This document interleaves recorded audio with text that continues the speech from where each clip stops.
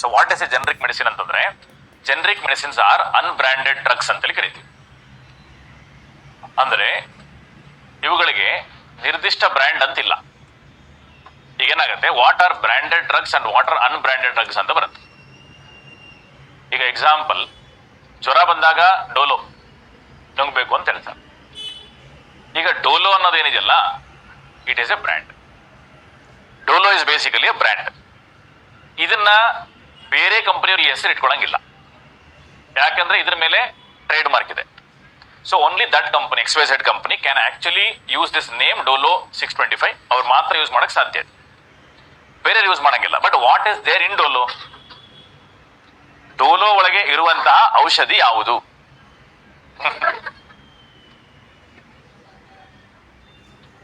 ಡೋಲೋ ಒಳಗೆ ಇರುವಂತಹ ಔಷಧಿ ಯಾವುದು? Paracetamol. So what is there on this is called as paracetamol. So actually work ಮಾಡೋದು ಪ್ಯಾರಾಸಿಟಮಾಲ್, ಡೋಲೋ ಅಲ್ಲ.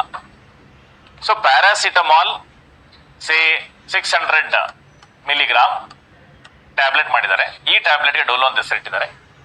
ಈ ಡೋಲೋ ಈಗ ಫೇಮಸ್ ಇರೋದು, ಪ್ಯಾರಾಸಿಟಮಾಲ್ ಅಲ್ಲ. ಸೊ ಇಲ್ಲಿ ಜೆನೆರಿಕ್ ಡ್ರಗ್ಸ್ ಅಂದ್ರೆ ಏನು? ಆ ಡ್ರಗ್ಗೆ ಬ್ರ್ಯಾಂಡ್ ಬದಲು ಡ್ರಗ್ಸ್ ಅನ್ನ ತಗೊಳ್ಳಿ ಜನ ಅಂತ ಹೇಳ್ತಾರೆ. ಈಗ ಸೇ ಫಾರ್ ಎಕ್ಸಾಂಪಲ್, ಪ್ಯಾರಾಸಿಟಮಾಲ್ ಅನ್ನ ಕೇವಲ ಡೋಲೋ ಕಂಪನಿ ಮಾತ್ರ ಪ್ರೊಡಕ್ಷನ್ ಮಾಡಲ್ಲ. ಪ್ಯಾರಾಸಿಟಮಾಲ್ ಸೇ 600 ಅಥವಾ 625 ಬರ್ತದೆ, ಇದನ್ನ ಎಲ್ಲರೂ ಪ್ರೊಡಕ್ಷನ್ ಮಾಡ್ತಾರೆ. ಈಗ ಇದು ಡೋಲೋ ಕಂಪನಿ ಪ್ರೊಡಕ್ಷನ್ ಮಾಡಿದ್ರೆ ಅವ್ರ ಬ್ರ್ಯಾಂಡ್ ಅದರಿಂದ ಅವ್ರೇನ್ ಹೇಳ್ತಾರೆ, ನಾನು ಒಂದು ಮಾತ್ರೆಗೆ ₹2 ಚಾರ್ಜ್ ಮಾಡ್ತೀನಿ ಅಂತ. ಒಂದು ಎಕ್ಸಾಂಪಲ್ ಕೊಡಿ, ಒಂದು ಮಾತ್ರೆಗೆ ₹2. ಯಾಕಂದ್ರೆ ಡೋಲೋ ಆಲ್ರೆಡಿ ಫೇಮಸ್ ಇದೆ, ಬ್ರ್ಯಾಂಡ್ ಇದೆ. ಸೊ ಜನ ಪ್ಯಾರಾಸಿಟಮಾಲ್ ಕೊಡಿ ಅಂತ ಕೇಳಲ್ಲ, ಡೋಲೋ ಕೊಡಿ ಅಂತ ಕೇಳ್ತಾರೆ. ಅವ್ರಿಗೆ ಏನಾಗುತ್ತೆ, ಡಿಮಾಂಡ್ ಇರೋದ್ರಿಂದ ಹಿ ಕ್ಯಾನ್ ಆಕ್ಚುಲಿ ಚಾರ್ಜ್ ₹2. ಇನ್ನೊಂದು ಯಾವ್ದೋ ಕಂಪನಿ, XYZ ಕಂಪನಿ ಅಂತ ಇಟ್ಕೊಂಡು, ಇವನು ಕೂಡ ಪ್ಯಾರಾಸಿಟಮಾಲ್ ಅನ್ನ ಪ್ರೊಡಕ್ಷನ್ ಮಾಡ್ತಾನೆ. ಆದ್ರೆ ಈತ ಏನ್ ಹೇಳ್ತಾನೆ, ಒಂದು ಟ್ಯಾಬ್ಲೆಟ್ಗೆ ನಾನು ₹1 ಮಾರಾಟ ಮಾಡ್ತೀನಿ ಅಂತ. ಇನ್ನೊಂದು ಕಂಪನಿ ಬರುತ್ತೆ ABC, ಎಲ್ಲವೂ ಕಂಪನಿಗಳೇ, ಬಟ್ ಇವು ನಮ್ಗೆ ಗೊತ್ತಿಲ್ಲ. ABC ಕಂಪನಿ, ಡಾಕ್ಟರ್ ರೆಡ್ಡಿಸ್ ಇರ್ಬೋದು, ಸಿಪ್ಲಾ ಇರ್ಬೋದು, ಗ್ಲಾಕ್ಸೋಸ್ಮಿತ್ಕ್ಲೈನ್ ಇರ್ಬೋದು, ಮರ್ಕ್ ಇರ್ಬೋದು, ABC. ಇವನೇನ್ ಹೇಳ್ತಾನೆ, ಒಂದು ಟ್ಯಾಬ್ಲೆಟ್ ನಾನು 50 ಪೈಸೆ ಕೊಡ್ತೀನಿ ಅಂತ. ಇನ್ನೊಬ್ಬ ಏನ್ ಹೇಳ್ತಾನೆ, ಸೇಮ್ ಟ್ಯಾಬ್ಲೆಟ್, ಒಂದೇ ಟ್ಯಾಬ್ಲೆಟ್ ಅನ್ನ I will give you at 25 paise ಅಂತ. ಸೊ ಮಾರುಕಟ್ಟೆಯಲ್ಲಿ ಯಾವಾಗಲೂ ಡ್ರಗ್ಸ್ಗಳು ಬೇರೆ ಬೇರೆ ಪ್ರೈಸ್ ಪಾಯಿಂಟ್ ಅಲ್ಲಿ ಲಭ್ಯ ಇರುತ್ತೆ. ಇದೇನು ಹೊಸದೇನಲ್ಲ ವ್ಯವಸ್ಥೆ. ಯಾವಾಗ್ಲೂ ಮ್ಯಾನುಫ್ಯಾಕ್ಚರ್ ಮಾಡ್ತಾ ಇರ್ತಾರೆ. ಆದ್ರೆ ಏನಾಗಿದೆ, XYZ ಕಂಪನಿ ಫೇಮಸ್ ಆಗಿಲ್ಲ, ABC ಕಂಪನಿ ಫೇಮಸ್ ಆಗಿಲ್ಲ, PQR ಕಂಪನಿ ಫೇಮಸ್ ಆಗಿಲ್ಲ. ಡೋಲೋ ಕೂಡ ಫೇಮಸ್ ಆಗೋದಕ್ಕಿಂತ ಮುಂಚೆ ಇದೇ ಪ್ರೈಸ್ ಪಾಯಿಂಟ್ ಅಲ್ಲಿ ಇದ್ದಿದ್ದು. ಆಕ್ಚುಲಿ ಅದೇ ಪ್ರಾಡಕ್ಟ್ ಅನ್ನೇ ಆತ 25 ಪೈಸೆ ಮಾರಾಟ ಮಾಡ್ತಿದ್ದ. ಆದ್ರೆ ಯಾವಾಗ ಡೋಲೋ ಫೇಮಸ್ ಆಯ್ತು, ಥ್ಯಾಂಕ್ಸ್ ಟು ಕೊರೋನಾ ವೈರಸ್, ಏನಾಯ್ತು, one tablet is equal to ₹2. Today is one of the most richest person in the country, officially also. ಅವಕನ ಜೋಕ್ ಅಲ್ಲ, is one of the richest persons in the country today, just Dolo manufacturer ಇರೋದ್ರಿಂದ.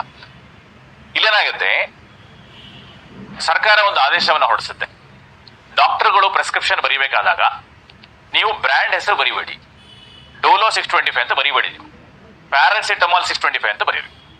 ಅವಾಗ ಏನಾಗುತ್ತೆ, ಜನ ಹೋಗಿ paracetamol 625 ತಗೋತಾರೆ. ಜನಕ್ಕೆ ನಾವು ಎಜುಕೇಶನ್ ಕೊಡಬೇಕಾಗಿದೆ. ಅವಾಗ ಏನಾಗುತ್ತೆ, ಜನ ಅದೇ ಡ್ರಗ್ ಅನ್ನ 25 ಪೈಸೆಗೆ ತಗೋಬಹುದು ಅನ್ನೋ ವಿಚಾರ ಇದ್ದಾಗ ಯಾಕೆ ನಾನು ₹2 ತಗೊಳ್ಳಿ?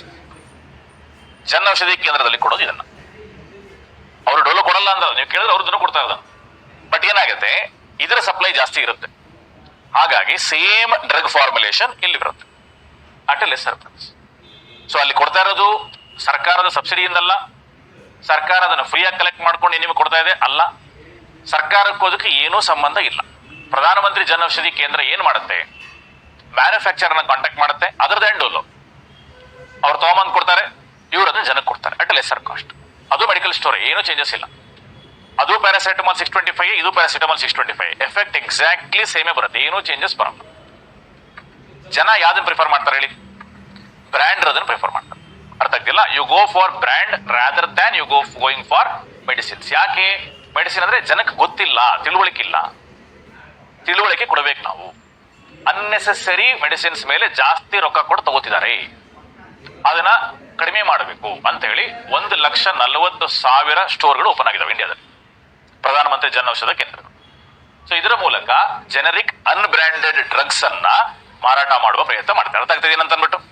ಜನರಿಕ್ ಔಷಧಿಯಿಂದ ಗೊತ್ತಾಯ್ತಾ, ಸೇಮ್ ಔಷಧಿನೇ, ಸೇಮ್ ಫಾರ್ಮುಲೇಷನ್, ಬಟ್ ಬ್ರ್ಯಾಂಡ್ ಹೆಸರಿಲ್ಲ. ಈ ಬ್ರ್ಯಾಂಡ್ ಬದಲು ಈ ಬ್ರ್ಯಾಂಡ್ ಕೊಡು. ಇವು ಬ್ರ್ಯಾಂಡೇ, ಬಟ್ ಫೇಮಸ್ ಆಗಿಲ್ಲ ಯಾವ ಕೂಡ. ಅರ್ಥ ಆಗ್ತಿಲ್ಲ. ಈಗ 1000 ರೂಪಾಯಿಗೂ ಶರ್ಟ್ ಬರುತ್ತೆ, 10,000 ರೂಪಾಯಿಗೂ ಶರ್ಟ್ ಬರುತ್ತೆ, 50,000 ರೂಪಾಯಿಗೂ ಶರ್ಟ್ ಬರುತ್ತೆ. ಡಿಫ್ರೆನ್ಸ್ ಏನಪ್ಪ ಅಂದ್ರೆ ಬ್ರ್ಯಾಂಡ್. ಅರ್ಥ ಆಗ್ತಿಲ್ಲ. ಅದು ಶರ್ಟೇ ಇದು ಶರ್ಟ್, ಬಟ್ ಬ್ರ್ಯಾಂಡ್ ಡಿಫ್ರೆನ್ಸ್ ಆಗುತ್ತೆ. ಸೊ ಜನಕ್ಕೆ ಏನಾಗುತ್ತೆ, ಬ್ರ್ಯಾಂಡ್ ತೋರಿಸ್ಕೋಬೇಕು ಅಂತಂದಾಗ ಅವ್ನು 50,000 ರೂಪಾಯಿ ಶರ್ಟ್ ಹಾಕೋ ತಿರ್ಗಾಡ್ತಾರೆ. ಅರ್ಥ ಆಗ್ತಿಲ್ಲ. ಈಗ ವಿರಾಟ್ ಕೊಹ್ಲಿ ಹಾಕೋ ಒಂದೊಂದು ಶರ್ಟ್ ಬೆಲೆ ಹೆಚ್ಚು ಕಡಿಮೆ 5 ಲಕ್ಷ ಇದೆ. ಅವನಿಗೆ he can afford, he can show and he can do it. But ಹಂಗಂತೇಳಿ ಬೇರೆಯವ್ರು ಮಾಡಕ್ಕಾಗ್ತದ? ಅವ್ರು ನಾರ್ಮಲ್ ಯೂಸ್ ಮಾಡ್ತಾ ಇರ್ತಾನೆ. ಆಗಿದ್ದಾಗ ಅದರಲ್ಲಿ ಯೂಸ್ ಮಾಡಕ್ಕಾಗಂತದ್ದು ಇದರಲ್ಲಿ ಯಾಕೆ ಆಗಲ್ಲ? So why are you showing off by taking Dolo? You please take paracetamol. ಒಂದು ಎಕ್ಸಾಂಪಲ್ ಕೊಟ್ಟಿದ್ದು. ಇವುಗಳನ್ನ ಜೆನೆರಿಕ್ ಡ್ರಗ್ಸ್ ಅಂತೇಳಿ ಕರೀತಾರೆ. ಅರ್ಥ ಇದೆ ಕಾನ್ಸೆಪ್ಟ್?